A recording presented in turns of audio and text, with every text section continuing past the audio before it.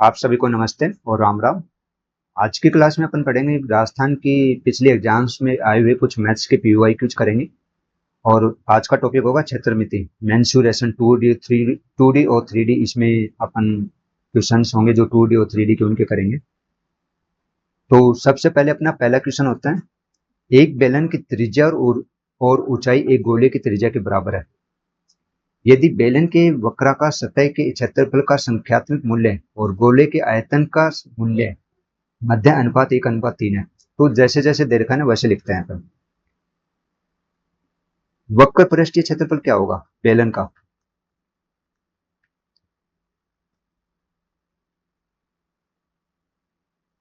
बेलन का वक्र पृष्ठीय क्षेत्रफल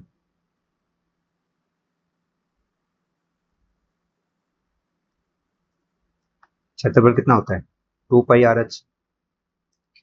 और गोले का आयतन कितना होता है?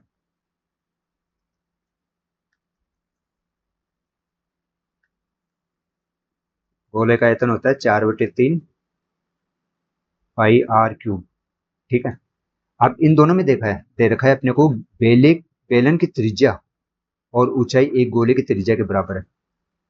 मतलब इनकी r =h=r।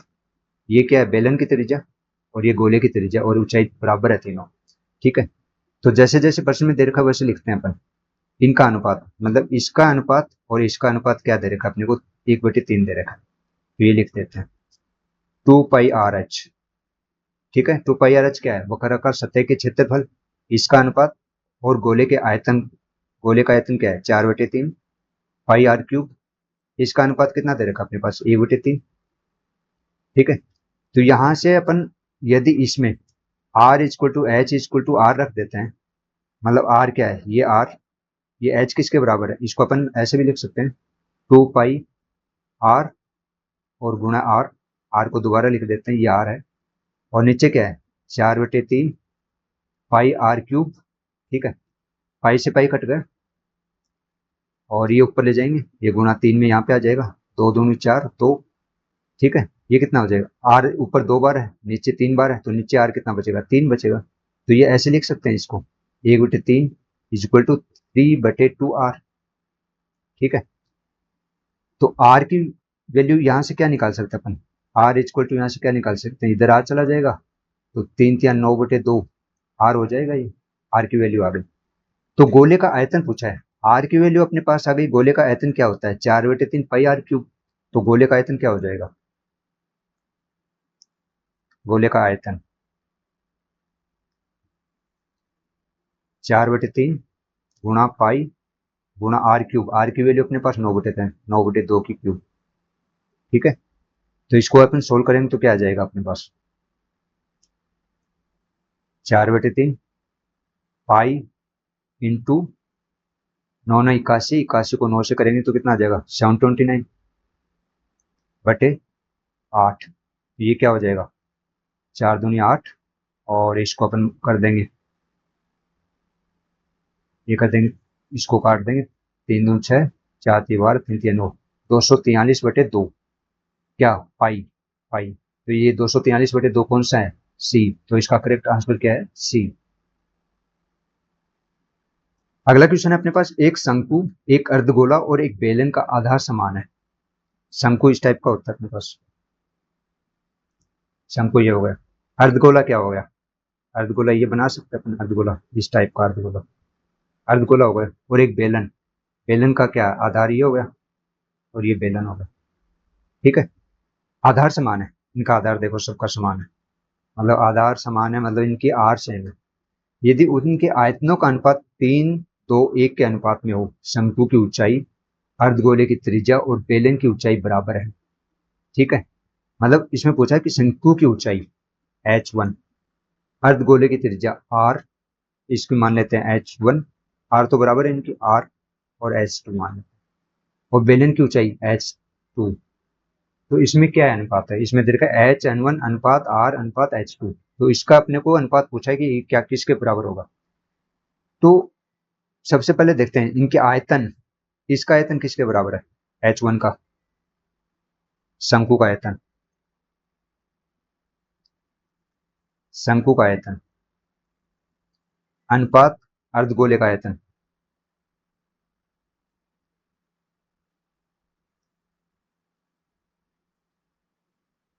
ठीक है, अनुपात बेलन का आयतन।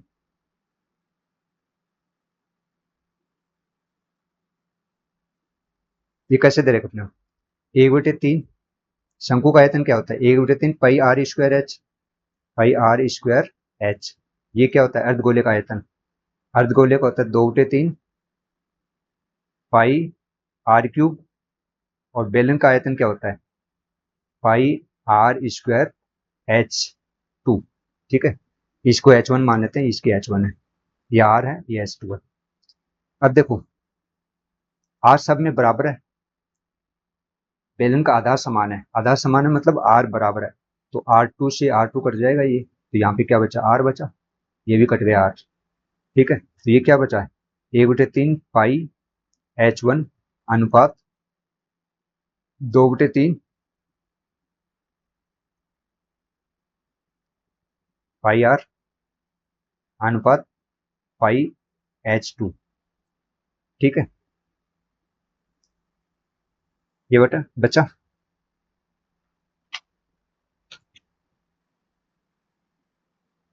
इसमें पाई से पाई काट सकते हैं, तो ये क्या बचेगा? 1/3 H1 अनुपात 2/3 आर अनुपात H2। और ये अपने को किसके बराबर दे रखा है? समानुपात। ये किसके बराबर है? 3:2:1। इसके बराबर दे रखा है। तो अपन इसमें पूछा है, तो शंकु की ऊंचाई मतलब H1, अर्धगोले की त्रिज्या R, और बेलन की ऊंचाई, H2, ये पूछा है इसमें। H1 अनुपात R अनुपात H2 में अनुपात क्या होगा, मतलब ये क्या होगा? तो इसमें क्या होगा? ये 3 है, देखो यहाँ पे H1 लाने के लिए क्या करेंगे? 3 को 3 से मल्टीप्लाई कर देंगे, 3/1 हो जाएगा। ये क्या हो जाएगा? उसका उल्टा अपोजिट, 3/2, मतलब इसका अपोजिट कर देंगे यहाँ पर, 3/2। और ये क्या हो जाएगा? ये तो H2 का H2 ऐसे ही आ जाएगा। तो इसको सोल्व करेंगे तो क्या आ जाएगा? 3×9 अनुपात 2 से 2 कट गया, अनुपात 3 और अनुपात 1। तो H1 अनुपात R अनुपात H2 की वैल्यू क्या हो जाएगी? 9:3:1। 9:3:1, ये अपना आंसर होगा। अगला क्वेश्चन है अपने पास, एक घनाभ का आयतन 140 सेंटीमीटर क्यूब है। ठीक है, इसकी किन्हीं दो सतहों का क्षेत्रफल 28 सेंटीमीटर है और 20 सेंटीमीटर है। घनाभ के सभी किनारों की लंबाई का योग क्या है? घनाभ इस टाइप का होता है, अपने को पता है। मैं समझाने के लिए डायग्राम बना रहा हूँ, है ना, आपको आसान मतलब आसानी से समझ में आ जाए। इसका आयतन कितना दे रखा अपने पास? 140 सेंटीमीटर क्यूब, और दो सतहों का क्षेत्रफल कितना है? इसका 28 सेंटीमीटर स्क्वायर, और मान लेते हैं इसका कितना, मान लेते हैं 20 सेंटीमीटर स्क्वायर। ठीक है, और उसके घनाभ की, इसकी लंबाई मान लेते हैं L, ये H मान लेते हैं, और ये B मान लेते हैं। ठीक है, घनाभ का आयतन क्या होता है?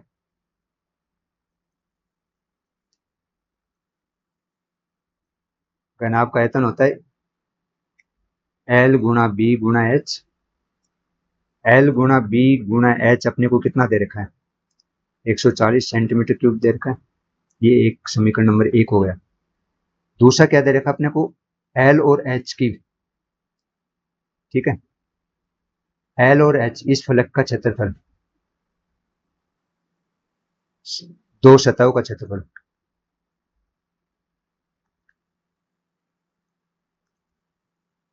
पहले का कितना है? L और H, ठीक है, L और ये H है, और ये B है। तो पहले मान लेते हैं L और H का कितना देखा है? L H, इसका 28 सेंटीमीटर स्क्वायर देखा। उसके बाद मान लेते हैं ये B है और ये L, B गुणा L, इसका दे रखा है अपने पास 20 सेंटीमीटर स्क्वायर। ये समीकरण नंबर 2, ये समीकरण नंबर 3। तो देखो L गुणा H, अब समीकरण 1 और 2 से अपन क्या करेंगे? B की वैल्यू निकालेंगे। L गुणा B गुणा H को डिवाइड कर देंगे एल गुणा एच से, एल गुणा एच कितना हो जाए 140 डिवाइड बाई 28। समीकरण एक को 2 से डिवाइड करेंगे तो एल से एल कट गया, एच से एच कट गया, तो बी की वैल्यू क्या आ जाएगी यहाँ पे, बी की वैल्यू आ जाएगी 14 दूनी 28 और ये 10 कट जाएगा तो 5। बी की वैल्यू आ जाएगी 5 सेंटीमीटर अपने पास। ऐसे ही अपन यहाँ से निकालेंगे एच की वैल्यू। एच की वैल्यू निकालने के लिए अपन क्या करेंगे, समीकरण एक को समीकरण 3 से डिवाइड करेंगे, एल गुणा बी गुणा एच डिवाइड बाई बी गुणा एल। ये कितना हो जाएगा 140 बटे 20, 2 से 2 7, तो इसकी कितनी आ जाएगी, बी से बी, एल से एल कट गया, एच की वैल्यू कितनी आ जाएगी 7 सेंटीमीटर। अब ये देखो एच की वैल्यू 7 सेंटीमीटर आ गई अपने पास, बी की वैल्यू आ गई, ये एच की वैल्यू और ये बी की वैल्यू, तो एल की वैल्यू क्या हो जाएगी, या तो समीकरण 2 से निकाल लो या 3 से निकाल लो, तो एल की वैल्यू हो जाएगी 4 सेंटीमीटर। ठीक है, एल के अपन निकालते हैं तो इससे निकालते हैं अपन एल की वैल्यू, तो 28 डिवाइड बाई एच करेंगे, ठीक है 7, तो ये कितने 7 को 28 4 सेंटीमीटर। अब देखो अपने पास इनकी एल बी एच, एल की वैल्यू बी की वैल्यू और एच की वैल्यू अपने पास आ गई, तो सभी किनारों की लंबाइयों का योग का फॉर्मूला क्या होता है, सभी किनारों की लंबाइयों का योग, ये हो जाएगा 4 गुणा L plus B plus H. ये क्या हो जाएगा 4, एल की वैल्यू कितनी है पास 4, बी की वैल्यू कितनी है 5 सेंटीमीटर और एच की कितनी है 7 सेंटीमीटर। ये कितना हो जाएगा 4 गुणा 5 से 4 9 16, 16 चौक 64, तो 64 सेंटीमीटर आ जाएगी। इसकी सभी किनारों की लंबाइयों का योग 64 सेंटीमीटर आ जाएगा। अगला क्वेश्चन अपने पास, यदि एक लंबवर्तीय शंकु की त्रिज्या एवं ऊंचाई दोनों में 10% की वृद्धि कर दी जाती है तो उसके आयतन में कितनी वृद्धि होगी। तो देखते हैं शंकु का आयतन क्या है। शंकु का आयतन, आयतन का फॉर्मूला क्या होता है, ये होता है ए 3 पाई आर स्क्वायर एच। अपन मान लेते हैं कि पहले का आयतन कितना है, माना पहले का आयतन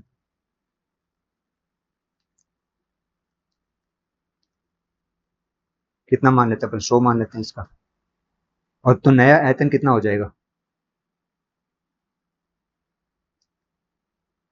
नया आयतन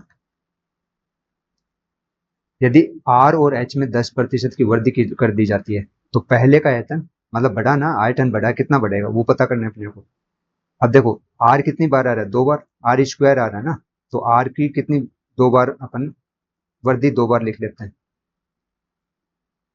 ये आर, आर में वर्दी, और गुणा एच में वर्दी कितनी बार होती है, एच में भी 10% होती है, तो एच को 1 बार आ रहा है यहाँ पे, तो एच को 1 बार लिख लेते हैं ये एच। ये कितना हो जाएगा अपना 133.1। ठीक है, अपन सोल्व करेंगे तो इसको, ये इससे कट गया, ये इससे काट दिया और इनको आपस में मल्टीप्लाई करेंगे तो कितना आएगा 133.1। ठीक है, ये इससे कट गया तो 133.1। अब वर्दी पर कितनी हुई वर्दी, अब देखो अपने 100 माना था वो बढ़कर 133.1 हो गई, तो कितनी हुई 133.1 माइनस 100 कितनी हुई 33.1। अब ये देखो प्रतिशत में आएगी क्योंकि अपन पहले 100 मान के चल रहे हैं, तो कितनी हो जाएगी 33.1% की वृद्धि हो जाएगी। अगला क्वेश्चन है अपने पास, एक कार के पहिए का व्यास 84 सेंटीमीटर है और कार की गति 72 किलोमीटर प्रति घंटा है, तो 11 मिनट में पहिए द्वारा लगाए गए चक्रों की संख्या क्या है। देखो पहिए, ये पहिया होता है, अब यदि पहिए का व्यास कितना है, पहिए का व्यास अपने को दे रखा है 84 सेंटीमीटर, ये सेंटर इसका, तो आर कितनी हो जाएगी, आर आर हो जाएगी 84/2, 42 सेंटीमीटर। यदि अपन पहिए की परिधि निकाल लेते हैं, परिधि,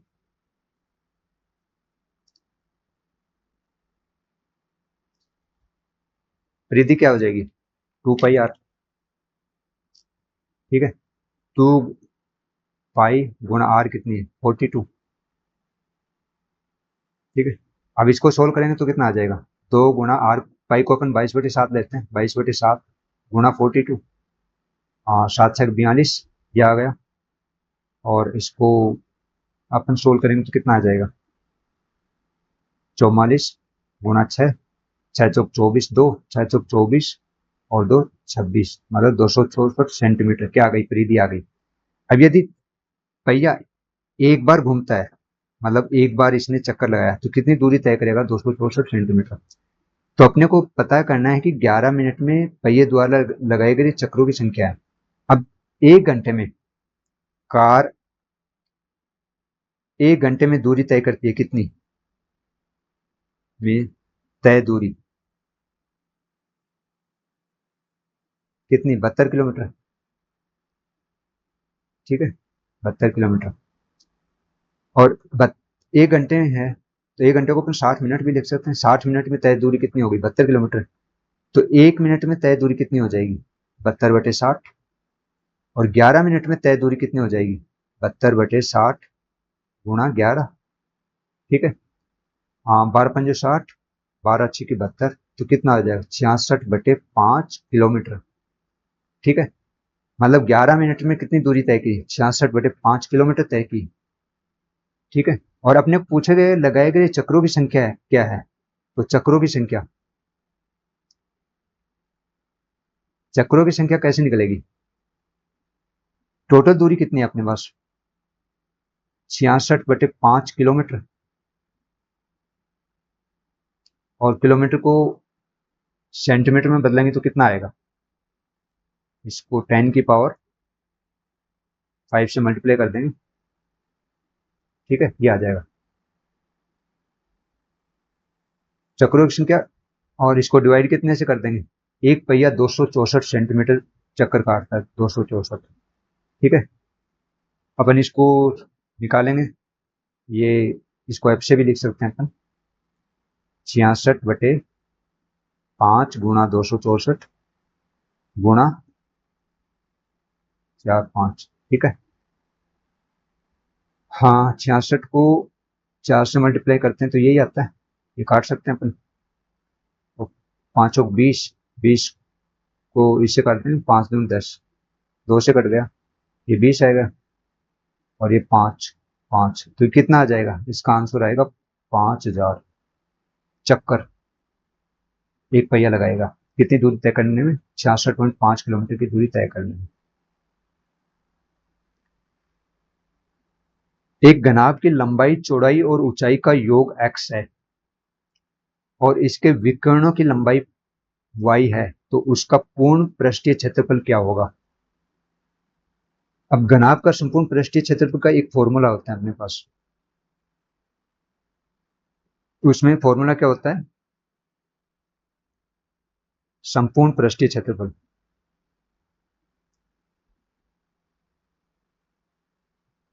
क्षेत्रफल, ठीक है, ये क्या होता है, लंबाई, चौड़ाई तथा ऊंचाई का योग, लंबाई, चौड़ाई तथा ऊंचाई का योग, का योग का स्क्वायर माइनस विकर्ण का स्क्वायर, ये होगा। लंबाई मान लेते हैं, एल मान लेते हैं। ठीक है, विड्थ को डब्ल्यू मान लेते हैं और एच ऊंचाई मान लेते हैं, इनका स्क्वायर माइनस विकर्ण को अपन मान लेते हैं, किसी भी विकर्ण को अपन वी से मान लेते हैं, वी का स्क्वायर, ये होता है। ये क्या हो जाएगा, लंबाई, चौड़ाई और ऊंचाई का योग x सेंटीमीटर दे रखा है, तो एक्स स्क्वायर, और इसके विकर्ण की लंबाई 5 सेंटीमीटर देखे तो वाई स्क्वायर। तो ये formula x² minus Y square, तो ये क्या हो जाएगा, s² माइनस वाई स्क्वायर, इसका आंसर हो जाएगा। ये फॉर्मूला ही होता है, अपने को याद भी कर सकते हैं। ठीक है, एक 9 सेंटीमीटर भुजा वाले एक घनाकार लकड़ी के टुकड़े को 3 सेंटीमीटर भुजा वाले छोटे घनों में काटा गया है, तो लकड़ी के टुकड़े की सतह है क्षेत्रफल और नए बने हुए घनों के संपूर्ण सतह के क्षेत्रफल का अनुपात है। अब देखो, पहले तो एक घनाकार टुकड़ा ये दे रखा है अपने को,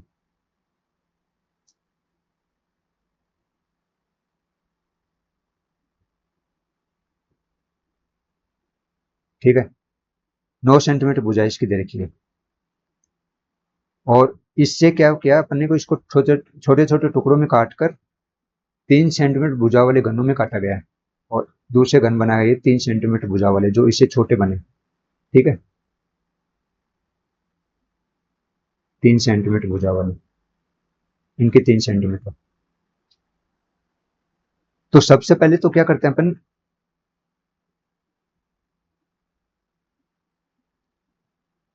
आ, इनका जो है ना, कितने छोटे छोटे टुकड़े बनेंगे 3 सेंटीमीटर वाले, वो अपन निकालते हैं। छोटे घनों की संख्या कैसे निकालेंगे, बड़े भुजा वाले घन का आयतन, बड़े घन का आयतन डिवाइड बाई छोटे घन का आयतन।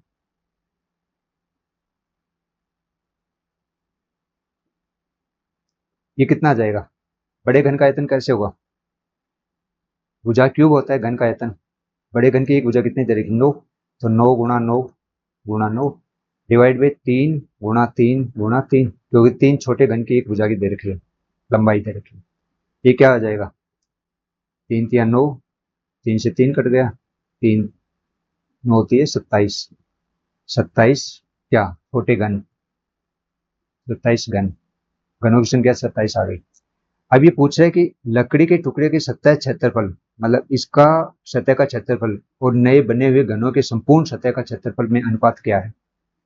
तो जैसे प्रश्न में दे रखा है, बड़े घन का क्षेत्रफल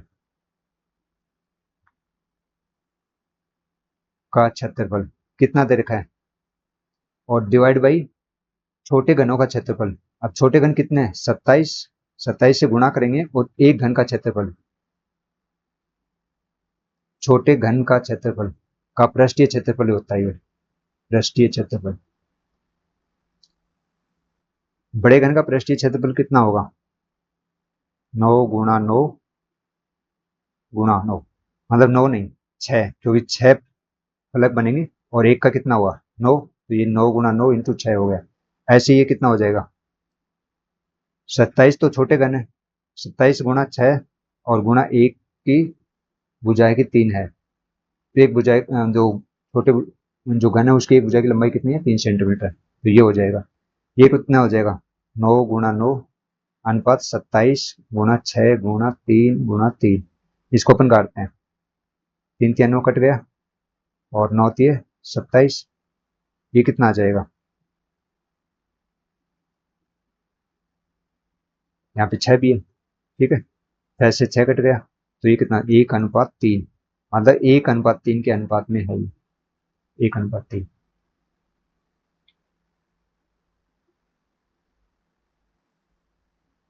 तो इसका आंसर हुआ 1:3। अगला क्वेश्चन है अपने पास, 49 × 33 × 24 सेंटीमीटर क्यूब विमाओं वाले एक ठोस लोहे के टुकड़े को पिघलाकर एक ठोस गोला बनाया जाता है, इस गोले की त्रिज्या क्या है। देखो ये घनाभ है, इसकी अलग अलग भुजाओं की लंबाई दे रखी है, तो ये घनाभ हुआ, और एक ठोस गोला, मतलब एक घनाभ का जो एक टुकड़ा है उसको क्या करते हैं, पिघलाया जाता है और एक गोला बनाया जाता है। तो उसमें पूछा है कि उस गोले की त्रिज्या क्या होगी। घनाभ तो ये होता है अपने पास,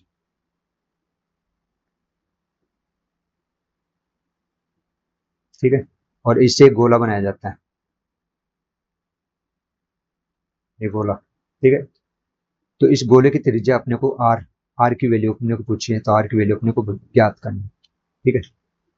सबसे पहले क्या करते हैं कि घनाभ का आयतन देखते हैं, घनाभ का आयतन,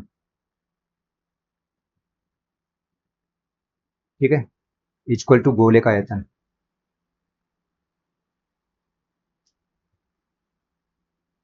क्योंकि आयतन तो दोनों को बराबर होगा ना, वॉल्यूम बराबर ही होगा दोनों का। घनाभ का आयतन क्या होता है, एल गुणा बी गुणा एच। गोले का आयतन क्या होता है, 4/3 पाई आर क्यूब। ये अपने को दे रखा है, ये कितना दे रखा है, 49 × 33 × 24, क्या हो जाएगा 4/3 पाई आर क्यूब।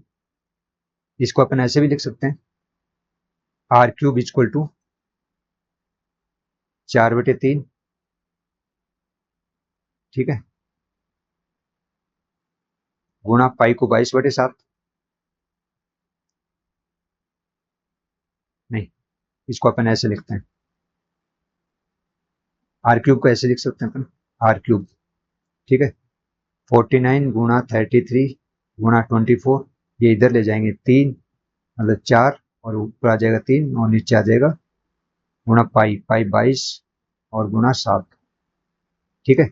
इसकी पाई की वैल्यू रख के और आर की वैल्यू पर निकालेंगे तो आर स्क्वायर किसके बराबर हो गया, 49 इंटू 33 इंटू 24, 3 गुणा 7 डिवाइड बाई 4 इंटू 25, ठीक है। तो ये देखो 11 दूनी 22, 11 3 33 कट गया, और 4 दूनी 8, 8 3 24, 3 से कट गया, तो ये क्या हो जाएगा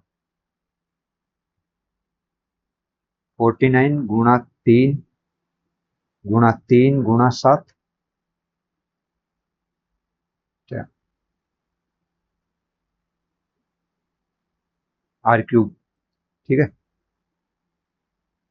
और एक 3 और है, गुणा 3, 1 2 3, और ये 49 कितना होगा 7 गुणा 7, अब ये आ गया, देख एक तो ये आ गया, और 3 गुणा 3 गुणा 3, इनका घनमूल निकालेंगे, आर क्यूब ये दे रखा है तो आर की वैल्यू निकालेंगे तो क्या हो जाएगा 7 गुणा 3, ठीक है, 7 ये 21 सेंटीमीटर अपने पास इसकी त्रिज्या हो जाए। एक 6 मीटर चौड़ी और 1.5 मीटर गहरी नहर में 10 किलोमीटर प्रति घंटा की गति से पानी बह रहा है, गति से बह रहा है, पानी बह रहा है, ठीक है। यदि 8 सेंटीमीटर भरा हुआ पानी चाहिए तो 30 मिनट में कितने क्षेत्रफल की सिंचाई होगी। देखो क्या है कि एक नहर है, चौड़ाई दे रखी है नहर की 6 मीटर चौड़ी, और गहराई दे रखी है नहर की 10 किलोमीटर, ठीक है, मतलब गहराई कितनी थी 1.5 किलोमीटर दे रखी हो, और 10 किलोमीटर लंबी 10 किलोमीटर प्रति घंटे की रफ्तार से पानी बह रहा है। तो सबसे पहले क्या करते हैं इसमें, नहर से जो पानी निकलेगा ना, पहले नहर का वो ज्ञात कर लेते हैं।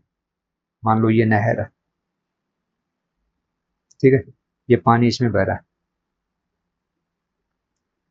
इसकी गहराई तो अपने को दे रखी है 1.5 मीटर, और चौड़ाई इसकी दे रखी है कितनी 6 मीटर। अब देखो 6 मीटर चौड़ाई है, 1.5 मीटर इसकी गहराई है, गहराई 105 मीटर, और 10 किलोमीटर प्रति घंटा की रफ्तार से बह रही है, पानी बह रहा है इसमें, तो 30 मिनट में, एक घंटे में 10 किलोमीटर तय करता है, तो 30 मिनट में कितनी दूरी तय करेगा ये, 30 मिनट में पानी 30 मिनट में 5 किलोमीटर तय करेगा, मतलब 5,000, 1 किलोमीटर में 1,000 मीटर होते हैं, 5,000 मीटर, ठीक है, 5,000 मीटर दूरी तय करेगा। तो इसको देखो लंबाई इसकी नहर की आ गई 5,000 मीटर अपने पास, 6 मीटर चौड़ाई आ गई,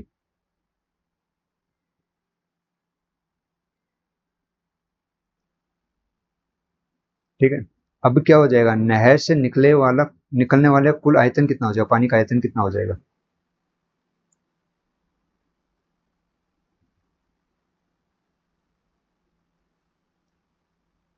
वाले पानी का आयतन,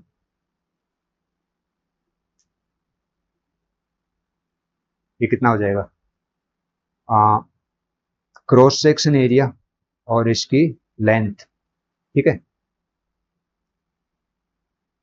ये ऐसे हो जाएगा 6 गुणा 1.5, 6 मीटर, और गुणा 5,000, ये 10 कर देंगे, इससे काट देंगे, ठीक है, ये कितना हो जाएगा 45,000 ये आयतन होगा। अब ये क्या कर रहा है कि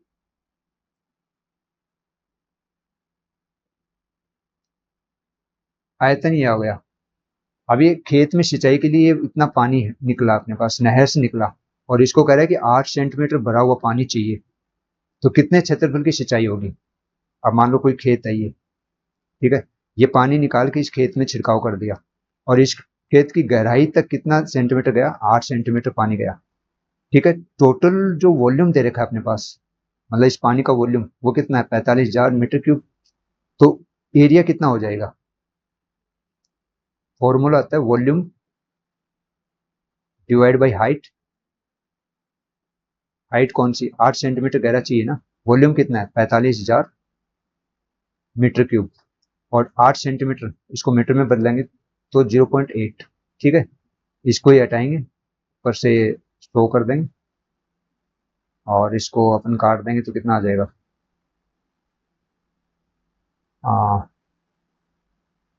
4 दूनी 8, 25, ठीक है।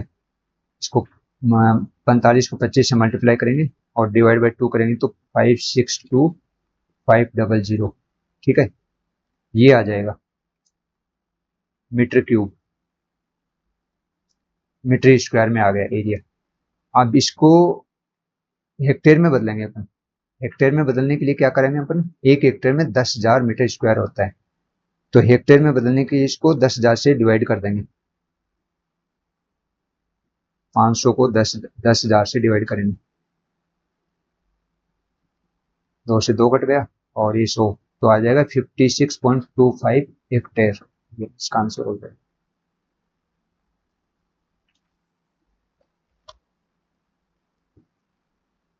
अगला क्वेश्चन अपने पास, एक 22 सेंटीमीटर और 50 सेंटीमीटर के आयताकार कागज को मोड़कर एक 4 सेंटीमीटर ऊंचाई वाले एक बेलन बनाया गया, इस बेलन का वक्र पृष्ठीय क्षेत्रफल क्या होगा। ये एक पहले अपन देख लेते हैं आयताकार कागज का क्या है। इसकी लंबाई कितनी दे रखी है अपने को, 22 सेंटीमीटर, और इसकी चौड़ाई कितनी दे रखी है, 4 सेंटीमीटर, ठीक है। इसको अपन ने घुमाया गया, और घुमा के इसको क्या किया, एक मान ली इसको ऐसे घुमा दिया, और एक बेलनाकार आकृति बना दी गई। तो देखो इसकी परिधि कितनी हो जाएगी, परिधि 22 के बराबर होगी, 22 मतलब इसकी ये, इसकी परिधि कितनी हो जाएगी 22, और इसकी ऊंचाई कितनी है, 4 सेंटीमीटर, ठीक है। इस बेलन का वक्र पृष्ठ का क्षेत्रफल क्या होगा।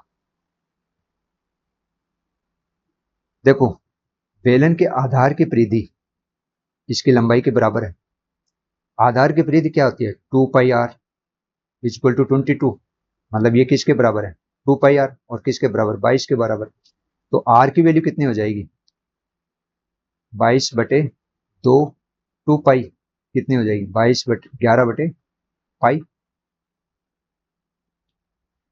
है ना। आर को अपने ऐसे भी लिखेंगे, 11 11 डिवाइड बाई 22 गुणा 7 करेंगे तो 11 दूनी 22, तो ये हो जाएगा 7/2, 7/2, ठीक है। आर की लंबाई हो गई। अब इसका पृष्ठीय क्षेत्रफल कितना होगा, पृष्ठीय क्षेत्रफल का फॉर्मूला क्या होता है, 2 पाई RH, ठीक है। पृष्ठीय क्षेत्रफल इसका कितना हो जाएगा, 2 गुणा पाई का मान 22/7, आर की वैल्यू कितनी है, ये 7/2, और एच अपने को दे रखा है 4, गुणा 4, ये क्या हो जाएगा, 7 से 7 कट गया, 2, और ये हो जाएगा 4, 2 दूनी 4, 4 गुणा 22 किसके बराबर हो जाएगा, 88 सेंटीमीटर स्क्वायर, ठीक है। 88 सेंटीमीटर स्क्वायर, दोनों में बराबर है, एक ऑप्शन छूट गया इसमें, तो इसका आंसर है 88 सेंटीमीटर स्क्वायर, ठीक है।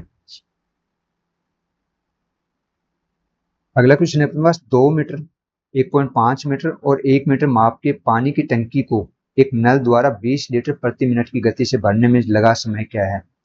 देखो टैंक का आयतन पहले ज्ञात कर लेते हैं। टैंक का आयतन, टैंक का आयतन कितना होता है, लंबाई गुणा चौड़ाई गुणा ऊंचाई। लंबाई चौड़ाई ऊंचाई क्या दे रखी अपने पास, 2 गुणा 1.5 गुणा 1 कितना हो जाएगा, 15×30, तो 3 घन मीटर, या ऐसे भी लिख सकते हैं 3 मीटर क्यूब, क्यूब भी लिख सकते हैं, ठीक है। ये हो गया। अब देखो 20 लीटर पानी दे रखा है और इसको 1 लीटर में कितना, 1 घन मीटर में, लीटर में कन्वर्ट करते हैं इसको, 1 घन मीटर में कितना लीटर पानी होता है, 1000 लीटर। तो 3 घन मीटर में कितना हो जाएगा, 3 घन मीटर में 3000 लीटर। ठीक है। अब 20 लीटर प्रति मिनट की दर से पानी भरता है।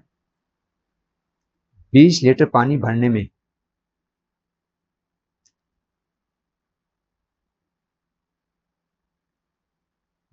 लगा समय कितना है, 1 मिनट। 1 लीटर पानी भरने में लगा समय कितना हुआ, 1/20। ऐसे 3000 लीटर पानी भरने में कितना हो जाएगा, 1/20 गुणा 3000। 0 से 0 कट गया, अब 2 एकम 2, 2 पंजे 10, मतलब 150 मिनट। 150 मिनट, मिनट को कन्वर्ट करेंगे तो कितना हो जाएगा, हाँ 1 घंटे में तो 2 घंटे, मतलब 160, 120 मिनट 2 घंटे प्लस 30 मिनट। ठीक है, 2 घंटे 30 मिनट, इसका आंसर ये हो जाएगा।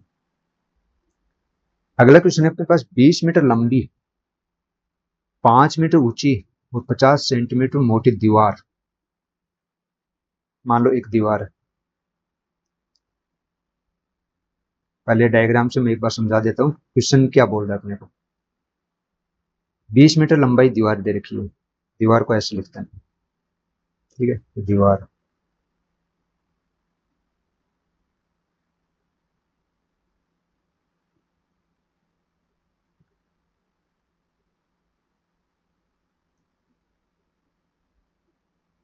ठीक है, 5 मीटर ऊंची, ऊंचाई कितनी दे रखी, 5 मीटर, और 50 सेंटीमीटर मोटी, इसकी मोटाई कितनी दे रखी है, ये दूरी 50 सेंटीमीटर, जिसमें 2 दरवाजे, एक दरवाजा तो ये मान लेते हैं अपन। ठीक है,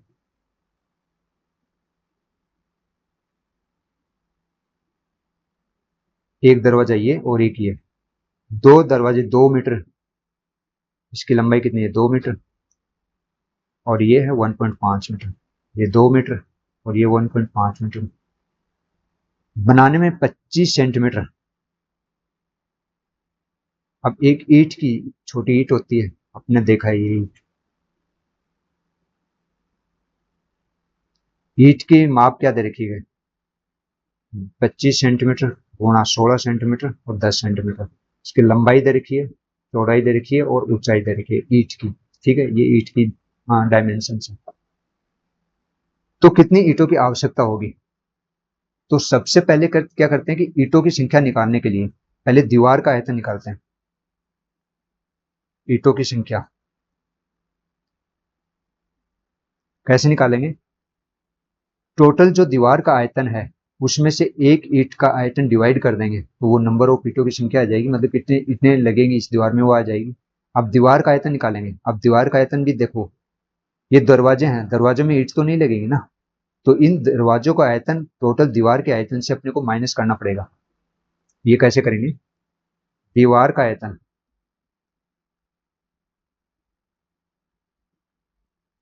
माइनस दोनों दरवाजों का आयतन,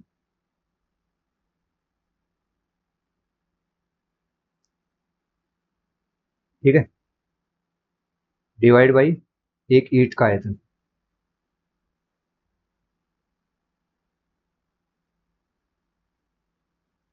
अपन ये क्या करें, दीवार का आयतन कितना हो जाएगा, 20 मीटर लंबी, 20 अपन मीटर में लेंगे सभी, 5 मीटर ऊंची, 20 × 5, और 50 सेंटीमीटर मोटी, 50 सेंटीमीटर को मीटर में बदलेंगे तो 0.50 मोटी। ठीक है, माइनस करेंगे क्या, दोनों दरवाजों का आयतन, दो दरवाजे बने ना, एक दरवाजे का आयतन कितना हो जाएगा, 1.5 मीटर, और गुणा 2 मीटर, और इसकी चौड़ाई कितनी है, 50 सेंटीमीटर, क्योंकि दरवाजे की चौड़ाई और दीवार की चौड़ाई तो बराबर होगी ना, तो ये हो जाएगा 50 सेंटीमीटर को मीटर में लिखेंगे 0.50 मीटर। ठीक है, एक ईंट का आयतन कितना हो जाएगा, 0.25, गुणा 1.16 मीटर में लेंगे अपन 0.10, ये कितना हो जाएगा?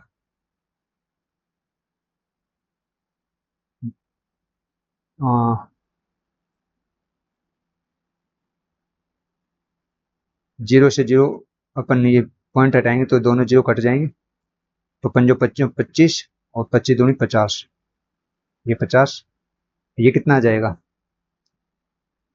2 गुणा 1.52 इंटू 2, 15 दूनी 30, 3 और 5 दिए 15, 1.5 इंटू 2 3, ये 3 आ गया ऊपर वाला, और नीचे वो कितना हो जाएगा? 0.25 गुणा 0.16 और गुणा 0.10, ये हो जाएगा 47 डिवाइड बाई 0.25 गुणा 0.16 और गुणा 0.10। इसको अपन सोल्व करेंगे तो इसका आंसर रहेगा अपने पास 11,750। कितनी ईंटों की आवश्यकता अपने पास होगी? ईंटों की आवश्यकता। अगला क्वेश्चन है अपने पास, किसी आयताकार खेत का विकीर्ण 17 मीटर तथा परिमाप 46 मीटर हो तो इस खेत का क्षेत्रफल क्या होगा? मान लो ये आयताकार खेत दे रखा है अपने पास, ठीक है, ये इसकी दे रखा है 17 मीटर और इसका परिमाप दे रखा है, परिमाप क्या? एल, ये बी, ये बी। परिमाप ये आयताकार होता है, आयत का परिमाप दे रखा अपने को 46 मीटर, ठीक है। और अपने को पूछा क्या है? क्षेत्रफल पूछा है। क्षेत्रफल क्या होता है? लंबाई गुणा चौड़ाई, आयत का क्षेत्रफल। और विकर्ण कितना होता है अपने को? विकर्ण क्या दे रखा है? 17 मीटर दे रखा है, ठीक है। ये डायगोनल होता है, जो विकर्ण होता है 17 मीटर दे रखा है। तो देखो ये विकर्ण है 17 मीटर और ये एल, इसका मान लो बेस मान लेते हैं और ये बी मान लेते हैं, तो एक त्रिभुज है ना, त्रिभुज में क्या होता है? L square plus B square का रूट करते हैं तो ये कितना आता है? 17, ठीक है, 17 के बराबर होता है। विकर्ण क्योंकि अपने को 17 दे रखा है, तो L square plus B square कितना हो जाएगा? 17 का होल स्क्वायर, ठीक है, ये कितना हो जाए? 289। अपने पास एक समीकरण तो ये आया। और इसका परिमाप अपने को कितना दे रखा है? 46। परिमाप कितना दे रखा है? 46, ठीक है, मीटर दे रखा है। आयत का परिमाप क्या होता है? कि परिमाप का छोटा है परिमाप, आयत का परिमाप कितना होता है? 2 गुणा लंबाई प्लस चौड़ाई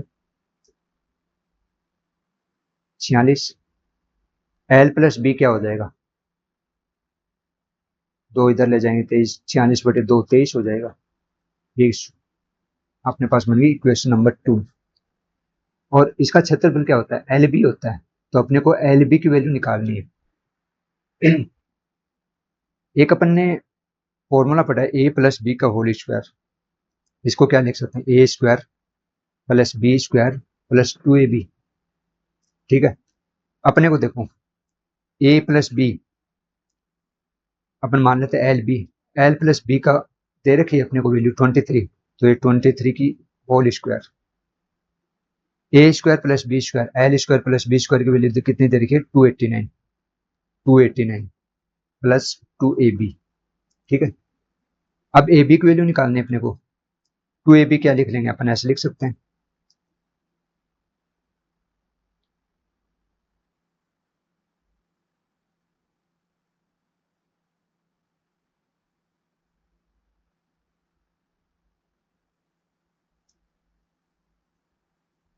एल प्लस बी का होल स्क्वायर 23 का होल स्क्वायर कितना आ जाएगा?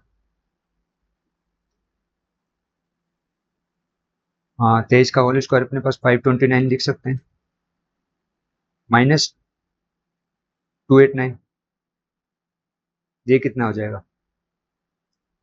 0 और 12 8 4, 240, ठीक है।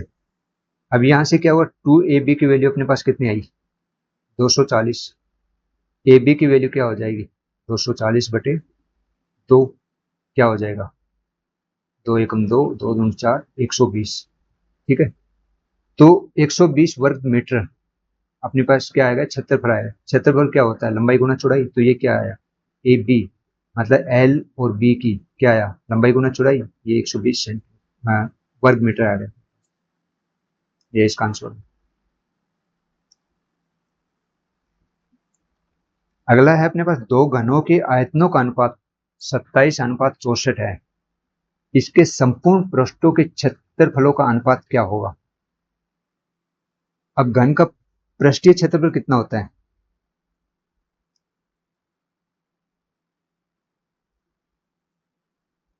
घन का पृष्ठीय क्षेत्रफल किसके बराबर होता है, 6a²। और अपने को दे क्या रखा है, मतलब दो घन, एक घन का V1 आयतन मान लेते हैं, दूसरे घन का V2 मान लेते हैं। ठीक है, इनका आयतन क्या दे रखा है, 27:64, मतलब 27/64। घन का आयतन क्या होता है, मतलब एक घन की भुजा A1 मान लेते हैं अपन, A1 क्यूब मतलब भुजा की क्यूब, डिवाइड बाई A2 की क्यूब, दूसरे घन की भुजा उसका क्यूब हो गया। ये क्या दे रखा है, 27/64। तो इसको अपन ऐसे भी लिख सकते हैं, A1 डिवाइड बाई A2, इस तरफ इनका घनमूल निकाल देंगे, मतलब ये ऐसे भी कर सकते हैं, 27/64, इनका घनमूल निकल जाएगा, तो ये क्या हो जाएगा, 3/4। अब इनका आयत क्या होता है, पृष्ठीय क्षेत्रफल, इसका फॉर्मूला क्या होता है, 6a1²। मतलब A1 घन है, उसका पृष्ठीय क्षेत्रफल कितना हो जाएगा, 6a1²। और A2 घन है, उसका क्या हो जाएगा, 6a2²। तो इसका अनुपात अपन क्या लिख सकते हैं, A1/A2 क्या लिख सकते हैं, 6a1² डिवाइड बाई 6a2²। ये क्या हो जाए, 6 से 6 कट गए, A1/A2 का होल स्क्वायर। और A1/A2 की वैल्यू अपने पास क्या है, 3/4। तो ये क्या होगा, 3/4 का होल स्क्वायर, ये क्या हो जाएगा, 3×3 = 9 और 4×4 = 16। तो ये इसका पृष्ठीय क्षेत्रफल का अनुपात कितना आ जाएगा, 3:16। अगला क्वेश्चन है अपने पास, एक वर्ग का परिमाप 144 सेंटीमीटर है। ठीक है, वर्ग का परिमाप, जैसे जैसे क्वेश्चन में दे रखा है वैसे अपन लिख लेते हैं, वर्ग का परिमाप कितना, 144 सेंटीमीटर।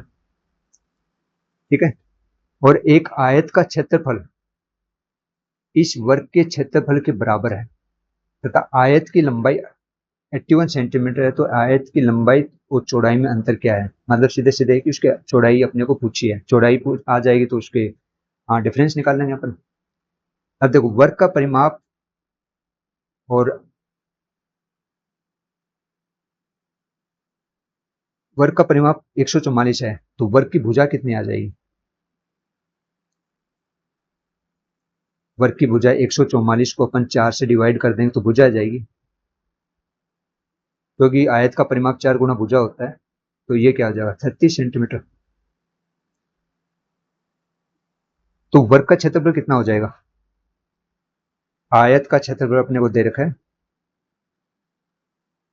क्षेत्रफल किसके बराबर दे रखा है, वर्ग के क्षेत्रफल के बराबर। तो आयत का क्षेत्रफल कितना हो जाएगा, वर्ग का क्षेत्रफल क्या होता है, भुजा गुना भुजा, तो 36 × 36। ठीक है,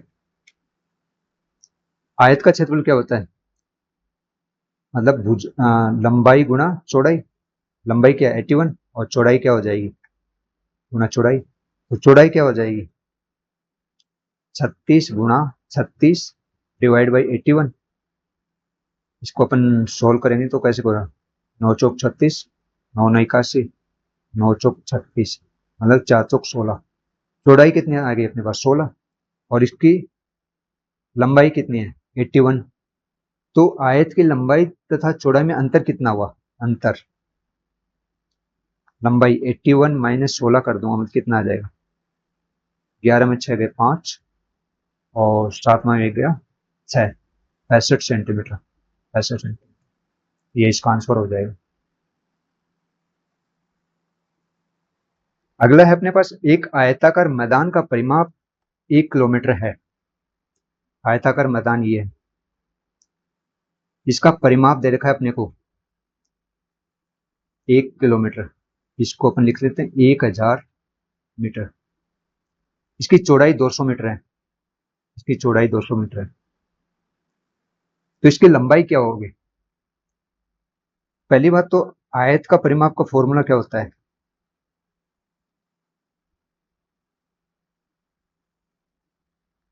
दो गुणा भुजा, दो गुणा मतलब चौड़ाई प्लस लंबाई होता है, प्लस लंबाई। ठीक है, ये किसके बराबर दे रखा अपने को? 1000 मीटर, मतलब 1 किलोमीटर के बराबर दे रखे हैं। तो चौड़ाई प्लस लंबाई कितनी हो जाएगी? 500। अपने को दे रखी है इसमें चौड़ाई 200 मीटर दे रखी है, चौड़ाई क्या दे रखी है? 200, तो ये ऐसे भी लिख सकते हैं 200 प्लस लंबाई इक्वल टू 500। लंबाई क्या हो जाएगी अपने पास? 500 माइनस 200 क्या हो जाएगी? 300 मीटर। तो इसकी लंबाई कितनी आ जाएगी? 300 मीटर। ठीक है, अगला क्वेश्चन है अपने पास, एक आयताकार मैदान की लंबाई 60 मीटर है और चौड़ाई 40 मीटर है। वही है, आयताकार मैदान की लंबाई कितनी है? इसकी 60 मीटर और इसकी चौड़ाई 40 मीटर दे रखी है। उसके चारों ओर बाहरी तरफ 5 मीटर चौड़ी घास लगाई जाती है। अब देखो, इसके बाहरी तरफ ये, इसमें 5 मीटर, इसकी दूरी कितनी हो गई? 5 मीटर, इसमें घास लगाई जाती है।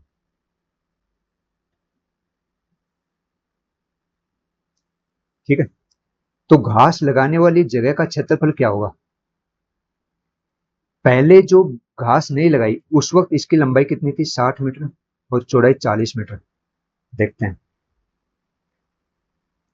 आयताकार मैदान, आयत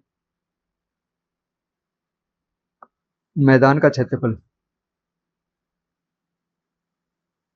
क्षेत्रफल कितना होता है? लंबाई गुणा चौड़ाई।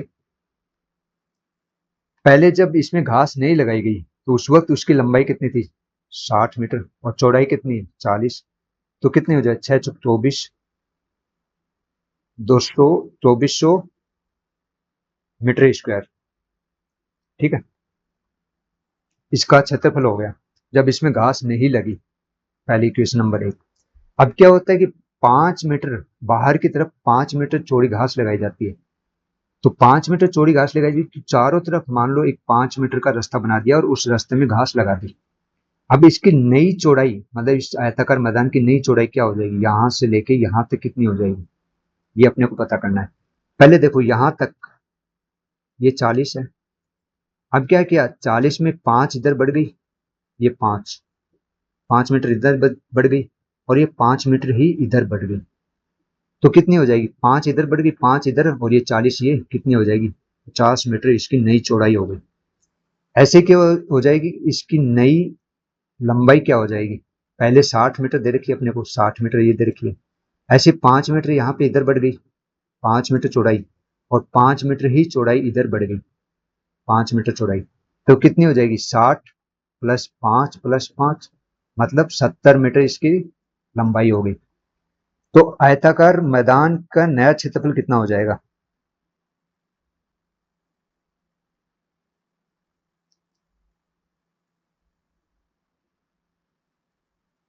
नया क्षेत्रफल घास के समेत कितना हो जाएगा? अब की बार इसकी लंबाई 70 है और चौड़ाई अपने पास 50 है, तो 7×5 = 35, 7×5 = 3500 मीटर स्क्वायर। ठीक है, अब देखो, यदि अपन नए क्षेत्रफल में से पुराना क्षेत्रफल जो आयताकार मैदान का क्षेत्रफल था उसको घटा देंगे तो घास का क्षेत्रफल आ जाएगा, अपने पास इसका क्षेत्रफल आ जाएगा।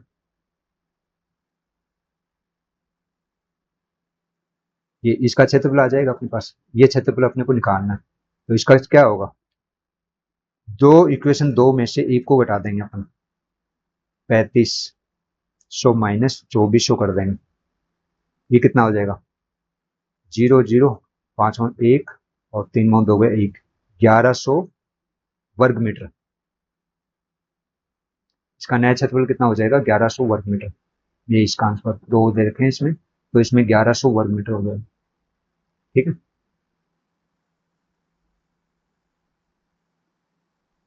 अगला क्वेश्चन है अपने पास, 588 मीटर लंबे और 50 मीटर चौड़े एक आयताकार खेत में 1 मीटर लंबा, 20 मीटर चौड़ा व 12 मीटर गहरा टोका, टोका मतलब एक खड्डा खोदा जाता है। ठीक है। इस प्रकार खोद कर निकाली गई मिट्टी को खेत के शेष भाग में समान रूप से फैला दिया जाता है। इससे खेत की बढ़ी हुई ऊंचाई क्या होगी? अब देखो, मानो ये खेत है, ठीक है, और इस खेत की अपने को 588 मीटर लंबा दे रखा है और इसकी चौड़ाई कितनी दे रखी है? 50 मीटर। ठीक है। इस खेत में एक 30 मीटर लंबा, 30 मीटर लंबा, ये 30 मीटर लंबा और 20 मीटर चौड़ा, 20 मीटर चौड़ा और 12 मीटर गहरा खड्डा, मतलब गहरा खड्डा बना दिया ऐसे, मतलब एक तरह से घनाभ बन गया है। 12 मीटर गहरा खड्डा, इसकी हो गई 12 मीटर। ठीक है। खड्डा खोदा जाता है। इस प्रकार खोद कर निकाल गई मिट्टी को खेत के, मतलब इससे जो मिट्टी निकली उसको अपन क्या करेंगे, खेत के बाकी भाग में, इस भाग में मिला देंगे, मतलब इस भाग में बिछा दी गई खेत की, मतलब इससे मिट्टी निकाली और इस भाग में बिछा दी।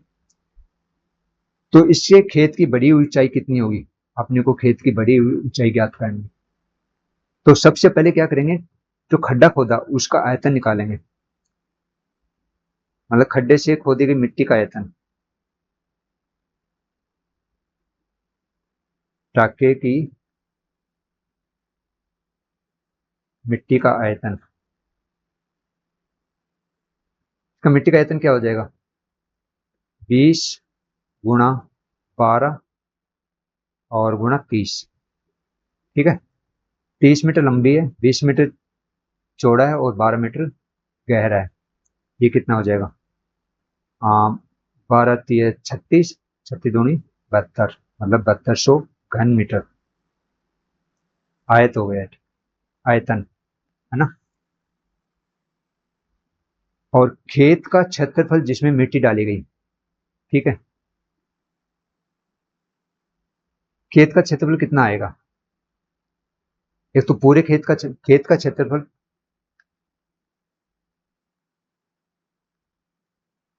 जिसमें मिट्टी डाली गई, कितना हो जाएगा? पहले तो पूरा क्षेत्रफल निकालेंगे, 588 गुणा पूरे खेत का क्षेत्रफल। ठीक है। उसमें से क्या करेंगे, खड्डे का जो क्षेत्रफल था वो माइनस कर देंगे अपन, 30 × 20। ठीक है। ये कितना आ जाएगा? 29400, 840। ठीक है। और 3×2 = 600। ये कितना आ जाएगा? 28880 वर्ग मीटर। ठीक है। मतलब किसका क्षेत्रफल आ गया? इसका, इसका क्षेत्रफल अपने पास आ गया ये। ठीक है। कितना आ गया इसका क्षेत्रफल? 28880 वर्ग मीटर। अब ये कह रहा है कि जब मिट्टी का टोटल आयतन कितना दे रखा है अपने को? 7200। मिट्टी का आयतन कितना दे रखा है? 7200, कितना हो जाएगा? और उसका क्षेत्रफल कितना दे रखा है अपने को? 28880 वर्ग मीटर।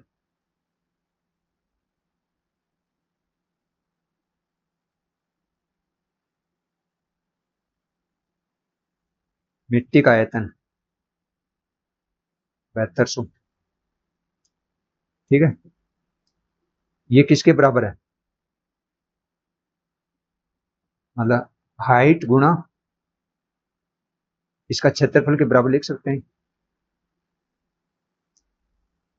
यदि इसका क्षेत्रफल में हाइट मिला दें तो इसके आयतन के बराबर हो जाएगी। तो यहां से h निकाल सकते हैं अपन, h ये कर सकते हैं, 7200 डिवाइड बाई 28880। ठीक है। 00 से 00 कट गया और इसको अपन सोल्व करेंगे तो आएगा 2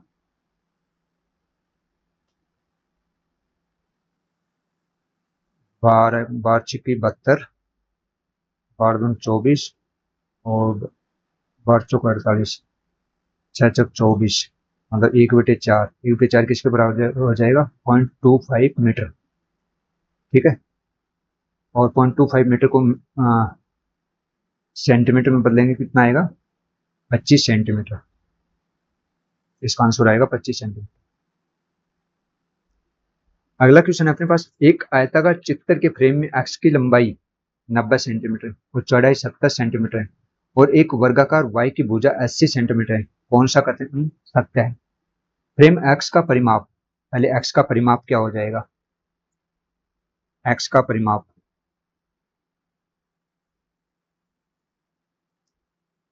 2 गुणा लंबाई प्लस चौड़ाई। ठीक है, ये कितना हो जाएगा? 2 गुणा 90 प्लस 70, क्या आ जाएगा? पहले परिमाप ज्ञात करते हैं, मतलब 160 गुणा 2, 320। ठीक है, सेंटीमीटर।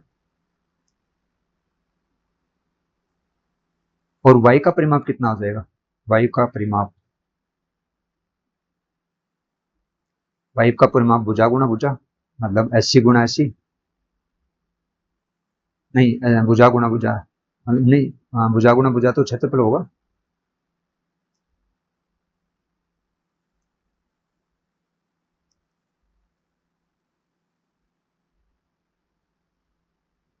वायु का परिमाप क्या हो जाएगा? 4 गुणा भुजा, कितना आ जाएगा? 4 गुणा, क्योंकि इसकी भुजा 80 दे रखी है अपने, तो 4 गुणा भुजा 80 किसके बराबर हो जाएगा? 832, 320। फ्रेम एक्स का परिमाप 6300 वर्ग सेंटीमीटर होगा, नहीं, क्योंकि 320 है, ये भी नहीं है। वायु का परिमाप 6400 नहीं है, नहीं है ये भी। वर्ग सेंटीमीटर नहीं होगा, ये तो सेंटीमीटर में होगा ना, क्योंकि वर्ग स्क्वायर आ जाता है वहां तो क्षेत्रफल होता है। दोनों फ्रेम एक्स तथा वाई का परिमाप 320 के बराबर होगा, 320 के बराबर होगा। ठीक है, ये सही है अपना चौथा। अगला क्वेश्चन अपने को दे रखा है, एक घनाभ की विमाएं 60 सेंटीमीटर, 54 सेंटीमीटर और 30 सेंटीमीटर है। इस घनाभ के अंदर 6 सेंटीमीटर भुजा के कितने घन रखे जा सकते हैं? तो घनों की संख्या सीधा सा फॉर्मूला है। इस तरह का क्वेश्चन आ जाए तो अपन क्या करते हैं, बड़े घन का आयतन निकालते हैं और उसमें छोटे घन का आयतन से डिवाइड कर देते हैं, तो घनों की संख्या आ जाती है। ठीक है, तो बड़े घन या घनाभ का आयतन कितना है? 60 गुणा 50 गुणा 54 गुणा 30, और छोटे घन का आयतन कितना है? 6 गुणा 6 गुणा 6। इसको अपन सोल्व करेंगे तो कैसे आएगा? 6 पंजो 30 और 7 6 54, 6 एकम 6, कट गया। 7 पंजो 35,